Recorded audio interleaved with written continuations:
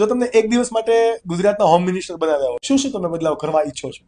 પેલું તો હું કામ કરું જે સ્કૂલ લિવિંગ સર્ટિફિકેટમાં પેલું સેકન્ડ કોલમ આવે ને જ્ઞાતિ, કે ભાઈ ભરવાડ, આહિર, પટેલ, આ તે ફલાણા ઢીમચા, હા, એ જ્ઞાતિ કોલમ નીકાળી દો. કાઢી દઈ જ્ઞાતિ પૂછવી ઇઝ એન ઓફેન્સ, એ ગુનો હોવો જોઈએ. હરેક આ દેશનો વ્યક્તિ એ ભારતીય છે.